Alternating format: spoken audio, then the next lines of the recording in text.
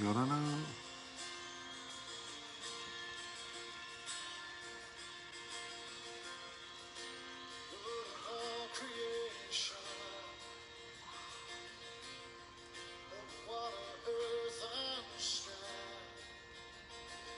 Toari, votre leçon vient là, hein, votre leçon en train d'arriver.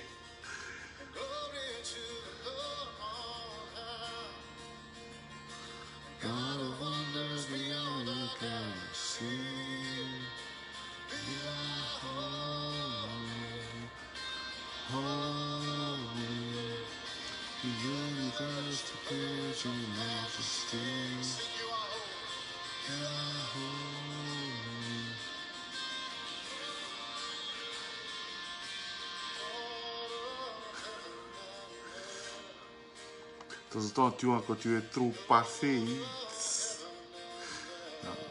on commence dans une minute.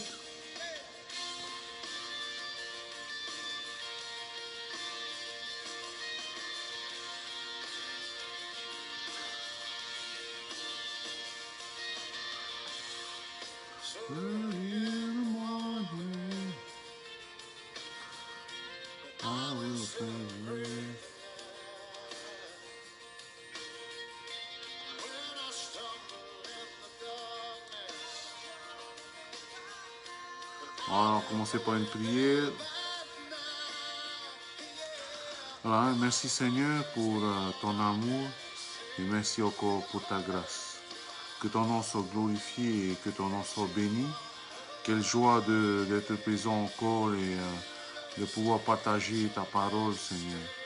Que ton nom soit glorifié et tu es le Dieu Tout-Puissant, Seigneur. Et quel honneur de pouvoir étudier ta parole. Bénis-moi pour essayer de véhiculer aussi le message que tu m'as donné et aussi bénis les personnes qui vont recevoir ton message. Que ton nom soit glorifié encore durant ces moments. Au nom de Jésus-Christ. Amen. Voilà. Yorana Wendy. Attends, je vais mettre en pause. Voilà. Voilà. Ok. C'est bon. Hey Yorana Armen. Merci d'être là. Wendy. Voilà. Voilà. On va continuer un peu notre étude sur la typologie, hein, la théologie de la typologie. Hein. C'est des mots que peut-être hein, vous devrez un peu, hein, petit à petit, je vais emmener ces nouveaux termes aussi. Hein. Et bon, avant déjà, je vais peut-être introduire la façon dont on voit. Hein. Je sais peut-être que vous avez une maison et votre maison est venue avec un plan d'abord, hein, le plan de l'architecte. Hein. Donc, dedans le plan de l'architecte, on voit déjà, on voit où les toilettes seront passées, où les douches vont aller, où les conduits pour l'électricité va passer. Hein. Et, euh, et voilà, hein, voilà ce qu'il y a dans le plan et aussi dans le plan combien, par exemple, de ferraille il faudra, le nombre d'ampères, voilà. Hein. Ça, c'est le plan avant d'arriver à la construction finale de la maison. Hein. Et bon, il y a les règles pour le plan sont présentes pour une raison. Hein. Par exemple, pour l'électricité, tel ampère sont nécessaires ou telle sorte de prix sont nécessaires à cause des enfants peut-être qui sont dans la maison. Hein. Voilà. Et pourquoi je parle de plan aussi? Ben, la raison pour laquelle je parle de plan est parce que l'Ancien Testament, en fait, est le plan pour venir au Nouveau Testament. L'Ancien Testament est un peu comme la projection, hein, la projection et le plan de l'architecte. Et le Nouveau Testament est en fait la révélation de ce plan. Voilà. Hein.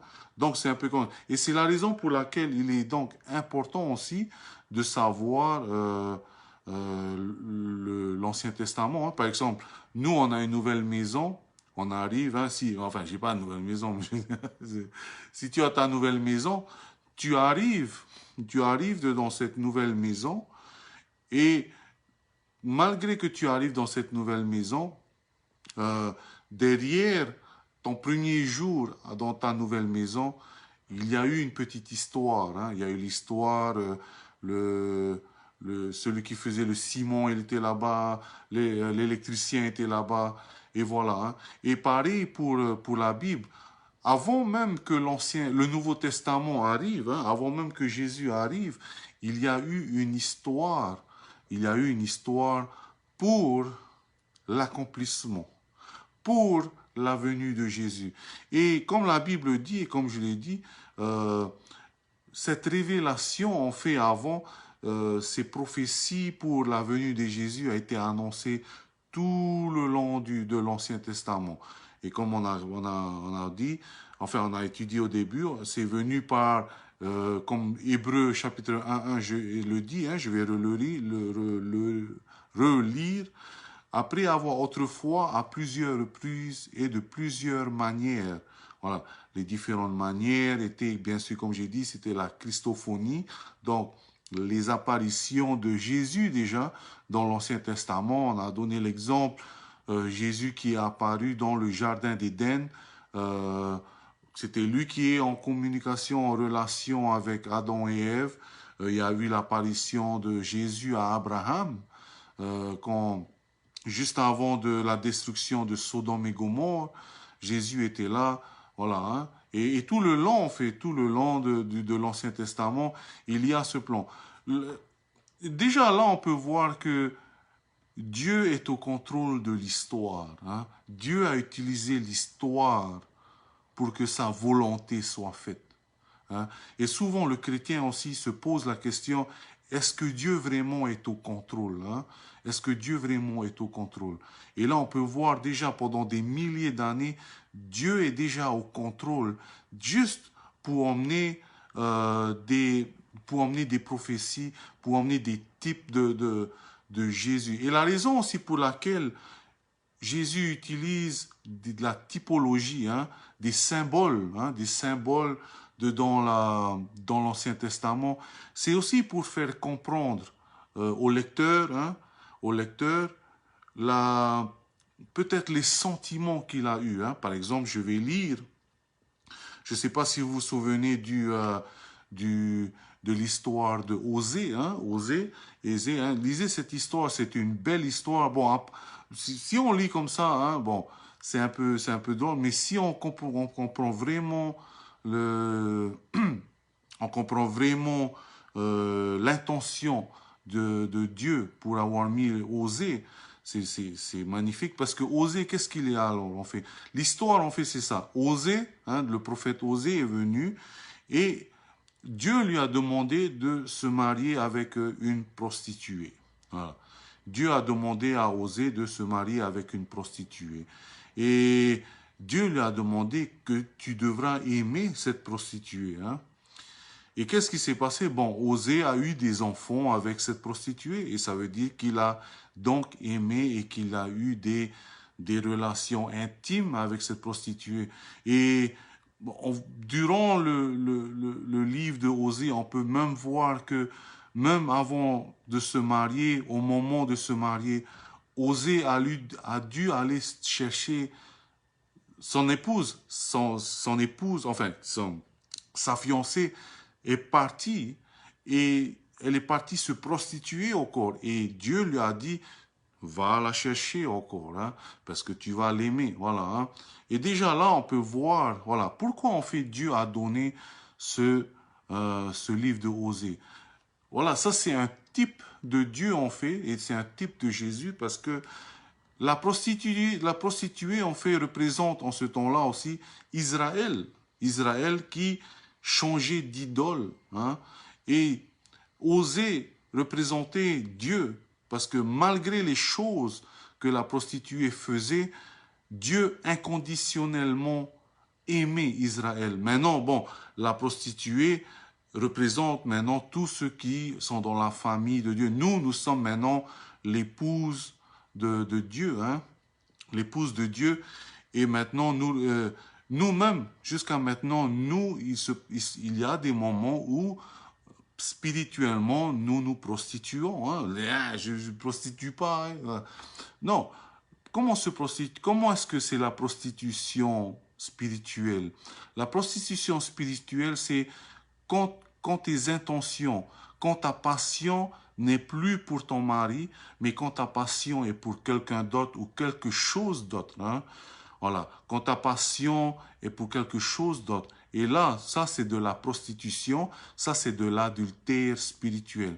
Et Dieu utilise ces moments-là, Dieu utilise ces livres pour véhiculer le message que comment vraiment Dieu ressent quand chaque fois on se prostitue spirituellement. Hein. Et jusqu'à maintenant, hein, il nous arrive que nous, de temps en temps, on n'a pas trop le temps pour Dieu. Hein. Il se peut que on n'a pas trop le temps pour Dieu, on a peut-être trop le temps pour les enfants, on donne trop de temps pour eux. Non, je dis pas qu'il faut pas poser, je dis pas, non, non.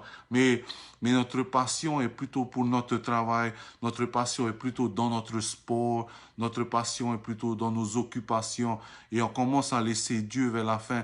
Dieu qui est vraiment notre époux spirituel, voilà. Et donc, voilà un peu pourquoi la typologie est importante. Parce que la typologie montre les sentiments que Dieu a vraiment pour nous. Comme on a pu voir hier aussi. Une autre typologie, c'est dans la Genèse. Hein, c'est dans la Genèse l'histoire où Abraham allait sacrifier son fils. Voilà, hein, Abraham allait sacrifier son fils et malgré cela, le fils a été obéissant, mais imaginez dans la tête de Abraham, c'était son seul fils. C'était au travers de lui que sa descendance allait passer, au travers d'Abraham. Et Dieu l'a demandé quand même de le sacrifier. Hein. Imaginez la douleur d'Abraham en montant jusque sur le mont Moria. Placer l'autel, mettre son fils dedans, aiguiser le couteau et commencer à le tuer. Hein. Il a été obéissant. Hein. Voilà, ça c'est un type. Et même Isaac a été obéissant en allant même sur l'autel. Hein. Voilà, ça c'est un type de Jésus, le Fils qui est obéissant au Père. Souvenez-vous quand Jésus, dans le jardin de Gethsémani, a dit « Seigneur, que cette coupe s'éloigne de moi, mais pas ma volonté, ta volonté. » Et là, on peut voir que Isaac était un type aussi de Jésus. Bon, après, vous savez l'histoire, hein? Abraham, il avait commencé à sacrifier son fils et au dernier moment Dieu lui dit non, il faut pas. Hein. Et souvenez-vous que juste avant le fils, hein, Isaac a dit à son papa, mais où est l'agneau que tu vas sacrifier? Et qu'est-ce que Abraham a dit? Abraham a répondu que Dieu pourvoira à cet agneau, hein, Dieu pourvoira à son sacrifice. Voilà. Et donc, au dernier moment, Abraham a été retenu, il n'a pas tué son fils. Et qu'est-ce qu'il a trouvé après? Un bouc. Pourquoi Dieu n'a pas pourvu un agneau? Hein? Pourquoi? Parce que l'agneau, en fait, viendra des milliers d'années après. L'agneau viendra des milliers d'années au même endroit, en fait, où Abraham allait sacrifier. Et donc, on peut voir déjà là le type que dans l'Ancien Testament, il y a ce plan qui prévient, qui prophétise, qui emmène cet accomplissement de Jésus. Voilà. Voilà donc pourquoi, une des raisons pourquoi étudier vraiment la typologie. La typologie est vraiment, comment ça s'appelle? Est vraiment un moment où Dieu peut exprimer humainement ses sentiments envers son peuple. Hein. Et les Juifs avant, les apôtres aussi, hein, ils regardaient aussi, ils lisaient l'Ancien Testament, bien sûr. L'Ancien Testament était écrit en hébreu. mais la façon dont il lisait était différente, parce que dans chaque mot, dans chaque ligne de l'Ancien Testament, les apôtres, les apôtres cherchaient, hein, les pharisiens en ce temps-là, les apôtres, enfin plutôt les pharisiens, ils cherchaient un indice un indice du Messie qui allait arriver. Voilà. Et c'est pour cela que Paul était vraiment un apôtre, vraiment qualifié, parce que c'était un pharisien auparavant, avant même d'être un apôtre, hein, Paul. Voilà. D'où vient ce mot en fait typologie, hein? Le mot typologie vient en fait de Galates chapitre 3. Hein? Galates chapitre 3. Ainsi, l'Écriture prévoyant que Dieu justifierait les païens par la foi, a d'avance annoncé cet évangile, d'avance annoncé cette bonne nouvelle, évangile, à Abraham. Voilà. Hein? Toutes les nations soient bénies en toi. Voilà, attends, non, c'était pas ce... Voilà, non, non, désolé. C'était dans Romains 5,14. Romains 5,14. Voilà. Cependant, la mort a régné depuis Adam jusqu'à Moïse, même sur ceux qui n'avaient jamais péché par une transgression semblable à celle d'Adam, lequel est la figure de celui qui devait venir. La figure, voilà. Hein. Un autre mot pour la figure, c'est un type, comme un prototype. Hein, voilà. Hein.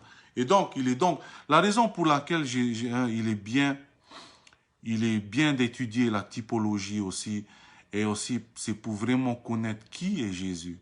Le Jésus beaucoup de personnes connaissent le Jésus du Nouveau Testament, mais vraiment le Jésus de... Parce qu'il y a beaucoup de personnes qui font une différence entre le Jésus du Nouveau Testament et le Dieu de l'Ancien Testament, alors qu'ils sont un. Hein?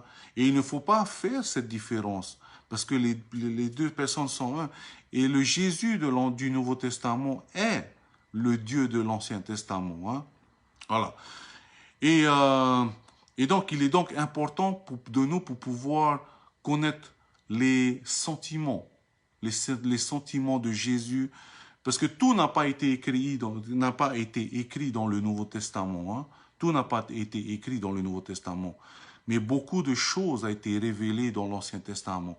Comme je le répète encore, si vous voulez connaître par exemple l'apparence physique de Jésus, vous pouvez lire Isaïe 53. Hein. Si vous voulez voir à peu près la façon dont il a crié à la croix, vous pouvez lire dans les psaumes quand il dit « Mon Dieu, mon Dieu ». Voilà. Et donc, on peut voir plus de détails sur Jésus dans l'Ancien Testament. Là, le Nouveau Testament, c'est plutôt la révélation de Jésus. Hein.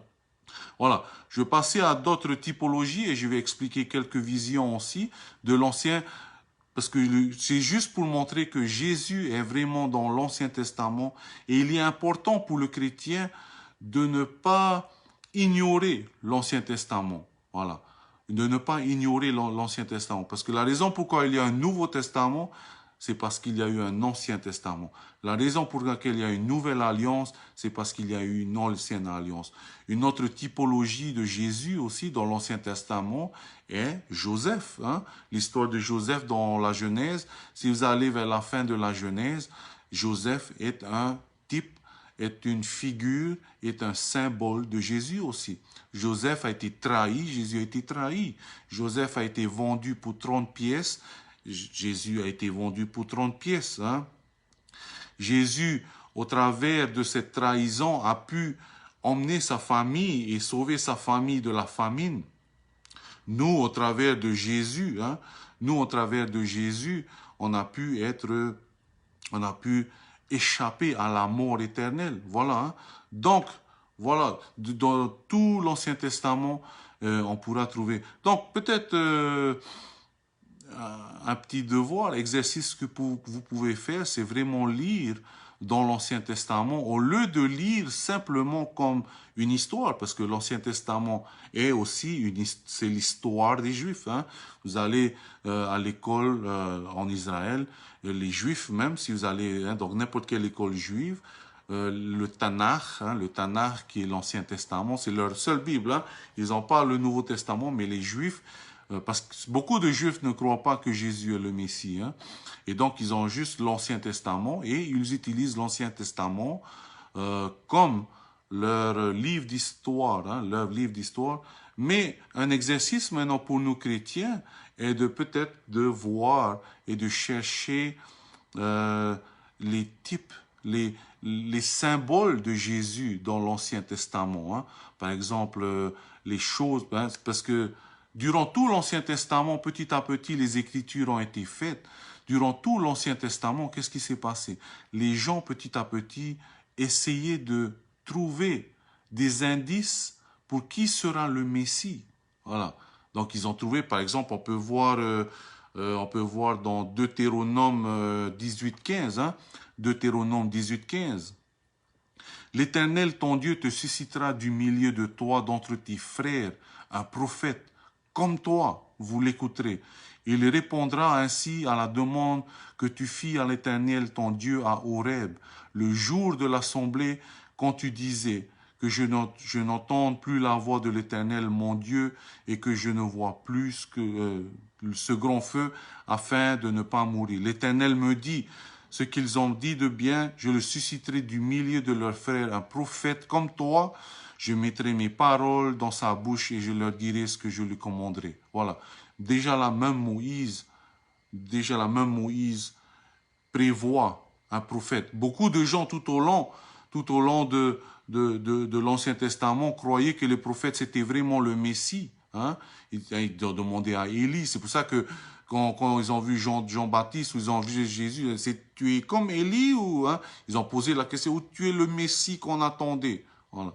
Parce que durant tout l'Ancien Testament, les Juifs attendaient ce Messie que petit à petit, les indices ont donné des indices, ont donné des indices de typologie, ont donné des indices de christophonie, ont donné des indices, voilà. Hein. Et par exemple, une typologie de Christ, c'est que Moïse est descendu du mont Horeb avec la loi, hein. Moïse est descendu du mont Horeb avec la loi. Dieu aurait pu juste donner la loi comme ça, tiens, voilà la loi comme la manne, hein? Non. Mais pourquoi il a dû donner la loi en descendant? Et pourquoi il est écrit en descendant? Pourquoi il est écrit Moïse descendit de la montagne, hein? Au lieu de dire quand Moïse est rentré de la montagne. Non, on a dit bien Moïse descendit de la montagne. Pourquoi? Parce que ces mêmes termes ont été donnés quand le Saint-Esprit est venu et a mis sa loi dans notre cœur. Hein. L'Esprit descendit. Voilà. Ce même mot a été utilisé quand on dit Moïse descendit. Voilà. Voilà. Donc là, on peut voir déjà une autre typologie. Hein. Un autre type. On va vite faire maintenant d'autres façons où Dieu, où Jésus a parlé dans l'Ancien Testament. On a vu qu'il a parlé au travers des prophètes, au travers de l'Ancien Testament par des apparitions. Hein. On a vu, il a parlé au travers des symboles, hein, des typologies, des symboles, des figures, hein, voilà. Mais aussi Jésus a apparu au travers des visions. Hein. Je vais lire. Ça on peut trouver dans Jean chapitre 12, verset 41. Hein. Jean chapitre 12, verset 41, c'est Jésus qui dit à Nicodème, Ésaïe dit ces choses lorsqu'il vit sa gloire et qui parla de lui. Voilà. Hein. C'est Jean qui dit que Ésaïe parla de qui? De Jésus. Mais de quoi Ésaïe parlait? Hein? De quoi Ésaïe parlait?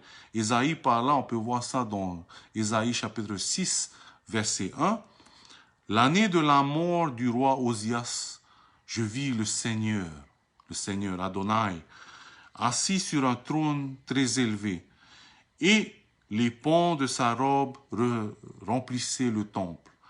Des séraphins se tenaient au-dessus de lui, ils avaient chacun 6 ailes, deux dont ils se couvraient la face, 2 dont ils se couvraient les pieds, et 2 dont ils se servaient pour voler.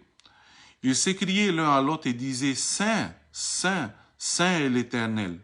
L'Éternel ici, le mot utilisé, Yahweh. L'Éternel des armées. Toute la terre est pleine de sa gloire. Voilà. Hein? Donc Jean, en parlant, dans Jean 12, chapitre 41, en parlant de Jésus, il dit « C'est de lui que Ésaïe parlait. C'est de lui que c'est lui que Ésaïe a vu sur le trône. C'est lui. Voilà. Et donc, dans l'Ancien Testament aussi, Jésus apparaît au travers des visions. Hein. Une façon de voir aussi ici, pourquoi on dit Saint, Saint, Saint l'Éternel. Pourquoi 3 fois Saint? Hein? Ben, le Père, le Fils et le Saint-Esprit. Hein? Saint, Saint, Saint est l'Éternel. Hein? Et je vais juste finir. Hein? Je vais juste finir. Comme je vous ai dit que Dieu se révèle au travers d'apparitions, se révèle au travers de symboles dans l'Ancien Testament, se révèle au travers de visions dans l'Ancien Testament. Dieu aussi dans la Bible se révèle au travers de sa... Quand on dit Dieu, c'est drôle, c'est que en fait, il n'y a pas longtemps où je me suis rendu compte, où il dit Dieu se révèle au travers de sa parole. Qu'est-ce que ça voulait dire? Voilà. Pourquoi je dis ça? Oh, Dieu, la parole de Dieu, la Bible. Ouais. Mais Dieu se révèle au travers de sa parole parce que chaque lettre de l'alphabet hébreu, qui est sa parole, pointe du doigt. La flèche montre la direction de Jésus. Par exemple, on peut prendre le tétragramme, hein, juste pour terminer, le tétragramme, hein, le YH, WH, hein, le Yod, Hav, hein, le Vav He, hein, Yod He, Vav He, hein, le Yod, le Y, H, W, H. Voilà. Qu'est-ce que ça veut dire en fait? Hein? Yod, ça veut dire... Yod, ça veut dire aussi homme ou tête, hein, homme. He, le Y, ça veut dire homme en hébreu. Le He, ça veut dire aussi voici, hein, voici. Le Vav, donc YHW, le Vav, c'est juste comme un clou. En fait, ça veut dire un clou. Hein. Donc, c'est le Y homme, voici, clou, voici. Hein, voilà. Mais les Juifs, ils lisent du contraire, hein, de l'autre, de gauche à droite, non, de droite à gauche, voilà. Hein. Et qu'est-ce que ça veut dire aussi, Yahweh? Hein? Yahweh veut dire, voici l'homme, voici les clous. Voilà. Je sais pas hein, si vous êtes dans l'histoire, ça vous fait rappeler quelqu'un. Voilà. Déjà là, on peut voir que même dans le nom de Dieu, ça pointe vers Jésus. Et Jésus est présent dans toute la Bible. Donc, juste pour terminer, quand vous lisez tout l'Ancien Testament, hein, vraiment toute la Bible en fait, mais si vous commencez à vous aventurer dans l'Ancien Testament, essayez de trouver Jésus partout. Parce que l'Ancien Testament a été écrit, bien sûr, pour nous instruire, pour nous inspirer, mais aussi l'Ancien Testament a été écrit pour annoncer la venue de Jésus. Et donc, des symboles, des illustrations de Jésus sont présentes dès le début. Hein? Voilà. Donc, un exercice maintenant, si vous pouvez, hein, quand vous liserez l'Ancien Testament, au lieu que dire « c'est long, hein? Hey, ça m'est arrivé hein, au début. Hein? C'est long. Hein? Pourquoi je m'intéresserai pourquoi je dois m'intéresser à l'histoire des Juifs? Hein? J'ai déjà mon histoire. Je ne connais même pas mon histoire. Non, parce que l'Ancien Testament aussi prévoit. Alors, essayez de chercher, par exemple, Adam, par exemple. Hein? Du côté de Adam est sortie la femme. Hein? Du côté de Jésus est sortie l'Église. Hein? Un exemple. Hein? Voilà. Hein? Voilà. Juste pour vous donner peut-être une différente vision sur l'Ancien Testament et pour que l'Ancien Testament ne soit plus trop, peut-être pas ennuyant. Hein? Voilà. Mais plus tard, je vais essayer de... Par exemple, je vais donner plus d'études aussi sur l'Ancien Testament pour que l'Ancien Testament soit un peu plus compréhensible et vraiment la signification profonde de l'Ancien Testament. Hein. Par exemple, Lévitique. Oh, Lévitique. C'est dire Lévitique. Mais Lévitique, si tu comprends bien Lévitique en fait, hein, c'est magnifique. Ah ouais, hein. On passera dessus. Mais... Juste en avant-première, par exemple, Lévitique parle des fêtes avec Dieu. Hein.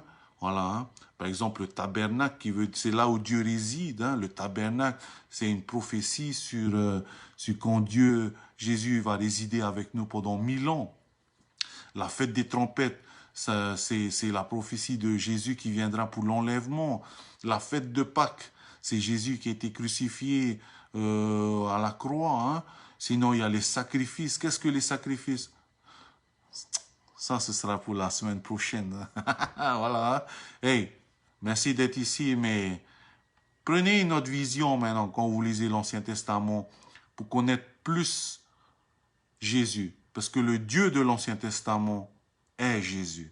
Alors maintenant, chaque fois que vous verrez le Dieu de l'Ancien Testament, la façon dont il se fâchait, la façon dont il se plaisait, c'est comme ça qu'on connaît, parce que c'est la même personne. C'est Jésus qui est le Dieu dans l'Ancien Testament. Allez, hein. Que Dieu vous bénisse. Demain, il y a Paste Pâques. N'oubliez pas, peut-être vers midi et demi, 1 heure, je vais télécharger la vidéo, hein. Je vais terminer par une prière et après on va se quitter, hein. Voilà, merci pour ton amour encore et merci Seigneur de nous donner ce plan pour te trouver. Mais Seigneur, tu es tellement mystérieux et chaque jour on lit ta parole, on te découvre. Merci mon Dieu Tout-Puissant. Et merci de nous donner ton esprit pour nous révéler et d'ouvrir nos yeux aussi, hein. Voilà. Gloire encore à toi. Je te demande de nous bénir, les gens qui sont de côté et moi-même, pour le reste de cette soirée. Mais utilise-nous pour que ton nom soit glorifié. Au nom de Jésus-Christ. Amen. Dieu vous bénisse et passez une bonne nuit, hein.